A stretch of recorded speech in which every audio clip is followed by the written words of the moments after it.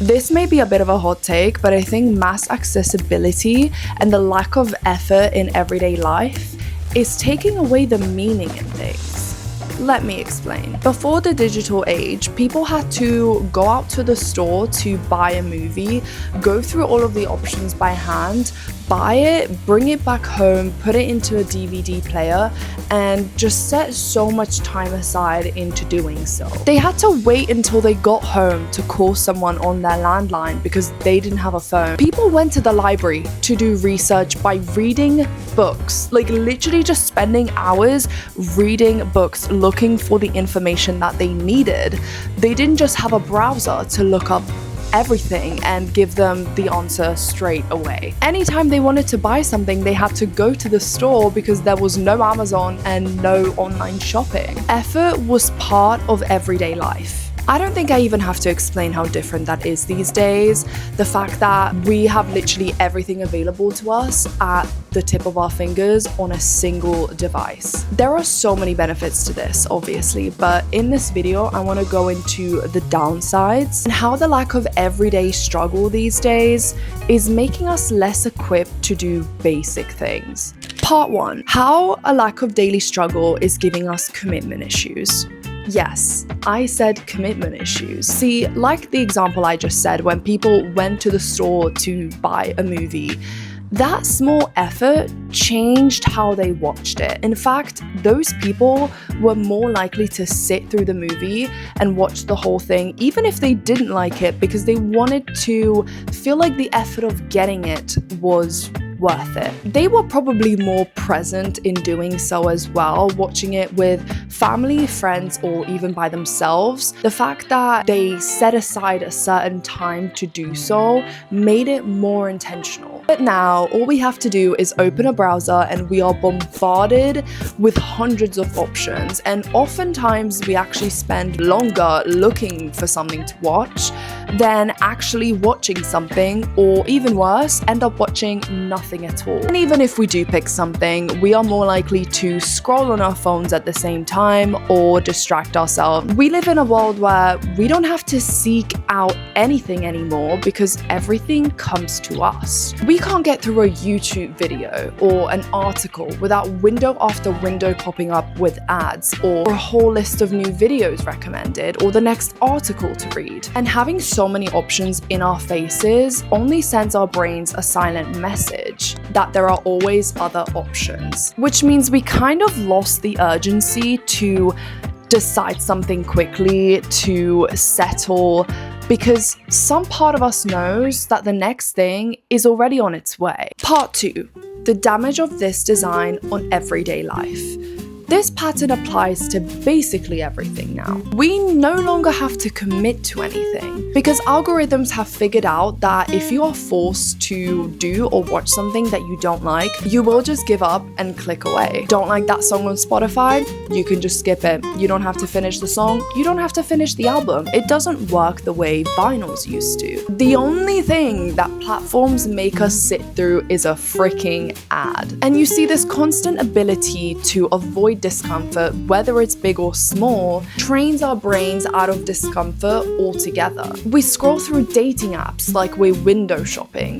We make judgments on people based on 3 prompts and 5 pictures. And if they didn't wow us in the first 2 messages, then we just give up and move to the next. It's normal now, but there is nothing normal about it. You see, struggle really matters to the human brain. It gives everything meaning. When you spend years working for a company and finally get that big promotion, it's a significant moment in your life that you will remember, maybe forever, because you have dedicated and sacrificed so much time and effort into it. Now, people won't stop working entirely. I'm not saying that, that's not how the world works, obviously. But it may make some people less willing to commit to the bigger things. The things in life that are truly not easily accessible, the things that actually take resistance and dedication and commitment and time and risk. Less bothered to pursue the harder degree, the harder career to get,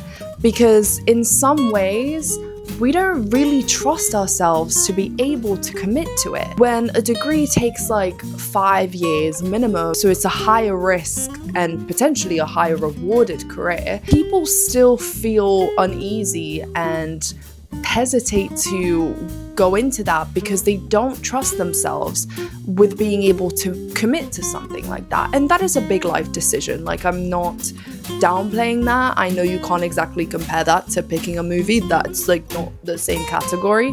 However, the commitment issues can potentially run as deep as that. And to be clear, I know that there are so many external world problems here. They are completely valid, but I'm talking about more of the internal ones. Habits and comforts of daily life quietly making us less willing to do things that are within our control. And again, being a doctor is quite a high scale example. It doesn't have to be as high as that.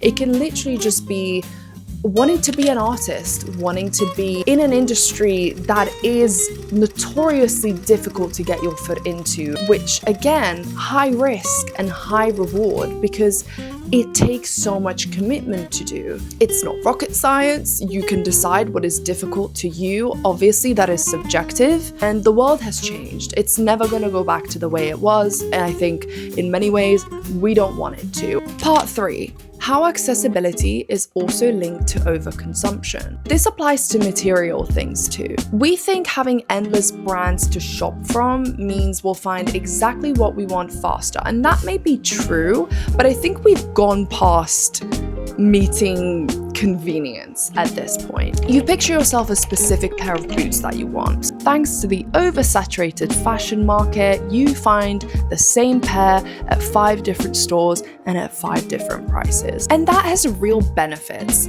However, we've gone past meeting people's needs. Overconsumption culture is just a way of getting people to buy the same thing over and over again. Oh, and at lower and lower prices. Because literally every platform is selling stuff now. We buy entirely new summer wardrobes every year with new sets of bikinis because they cost the price of a meal deal on Shein, which we're not going to get into Shein right now.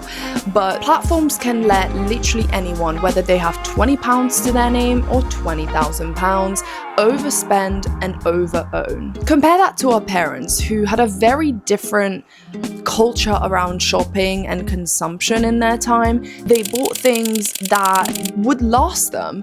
They often own things that are 20 plus years old that they can pass down to their kids. And this is not about whether they were rich or not. It's just the fact that what people did at the time was maybe save up for a slightly nicer things or just spend money on better quality thing that would have longevity. And they were more intentional about what they were buying. It was more about the practicality and not having a thing for a trend, literally just for like a few months, getting rid of it and then on to the next. They still had trends, don't get me wrong. Like, trends were always a thing, but it's at a crazy speed these days. So the direction the world is going is a worrying one, but you still have power to live it the way that you want. You have the power to be more intentional with what you buy, to ask whether you want something because it's trendy or because you actually need it. Rethink why you hesitate to commit to things and practice doing it anyway. Be more conscious of how much time you spend deciding to do something versus actually taking the first step. Having access to every option doesn't mean you have to explore all of them. Sometimes narrowing your options and putting a few simple limits on yourself shows that the commitment is worth it, even when it doesn't work out, even if it was the wrong movie or the wrong relationship. As long as you experienced it instead of just browsing, it doesn't matter.